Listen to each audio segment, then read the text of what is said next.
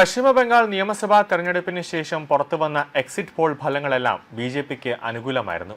ഓഹരി വിപണിയിലെ ലാഭം ലക്ഷ്യമിട്ടുള്ള തരികിട കണക്കുകളാണ് ഇത് എന്നായിരുന്നു തൃണമൂൽ കോൺഗ്രസും മമതാ ബാനർജിയും പറഞ്ഞത്.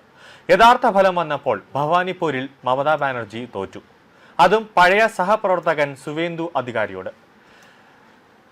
294-ൽ 206 സീറ്റ് നേടി മികച്ച വിജയമാണ് ബി.ജെ.പി പശ്ചിമബംഗാളിൽ നേടിയത്.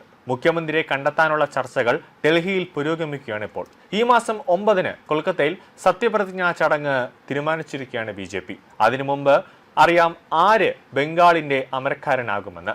എന്നാൽ തിരഞ്ഞെടുപ്പിന്റെ ഫലത്തിന്റെ കൂടുതൽ കണക്കുകൾ പുറത്തു വരുമ്പോൾ വ്യത്യസ്തമായ ഒരു വിവരങ്ങളാണ് ഇപ്പോൾ ലഭിക്കുന്നത്. അതായത് ബംഗാളിലെ തിരഞ്ഞെടുപ്പ് ഫലം അവലോകനം ചെയ്യുമ്പോൾ നോട്ട ബട്ടണിൽ അമർത്തിയവർ നിരവധിയാണ്.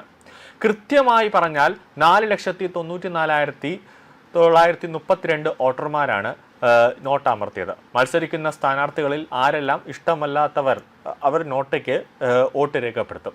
5 ലക്ഷത്തോളം പേരാണ് ഇത്തരത്തിൽ നോട്ടയ്ക്കായി വോട്ട് ചെയ്തതെന്നാണ് കണക്കുകൾ പറയുന്നത്. ബി.ജെ.പിയും തൃണമൂൽ കോൺഗ്രസും തമ്മിലായിരുന്നു ബംഗാളിലെ പ്രധാന മത്സരം. CPM, CPI, ISF അതോടൊപ്പം കോൺഗ്രസ് എന്നിവരുടെ സ്ഥാനാർത്ഥികളൊഴികെ സ്വതന്ത്രർ എന്ന ഗണത്തിൽ ഒട്ടേറെ പേർ മത്സരരംഗത്തുണ്ടായിരുന്നു. വിമതരായി മത്സരിച്ച സ്വതന്ത്രരും നിരവധിയാണ്. ഇവരെ മറ്റുള്ളവർ എന്ന ഗണത്തിലാണ് ഉൾപ്പെടുത്തിയത്. മറ്റുള്ളവർ എന്ന ഗണത്തിൽപ്പെട്ടവർ 27,17,878 വോട്ടുകളാണ് മൊത്തത്തിൽ ലഭിച്ചത്. നോട്ടയ്ക്ക് കിട്ടിയ വോട്ട് കൂടി ലഭിച്ചാൽ 32 ലക്ഷം വോട്ടുകൾ വരും. ഇനിയാണ് വളരെ രസകരമായ മറ്റൊരു കണക്ക്. തൃണമൂൽ കോൺഗ്രസും ബി.ജെ.പിയും തമ്മിലുള്ള വോട്ട് വ്യത്യാസം 32 ലക്ഷമാണ്. തൃണമൂൽ കോൺഗ്രസ് വീണുപോകാൻ ഇടയാക്കിയ 32 ലക്ഷം വോട്ടുകൾ നോട്ടയും മറ്റുള്ളവരും പെട്ടിയിലാക്കിയെന്ന് ചുരുക്കം. ബംഗാളിൽ 2021-ൽ ബി.ജെ.പിക്ക് ലഭിച്ചത് 77 സീറ്റുകളായിരുന്നു.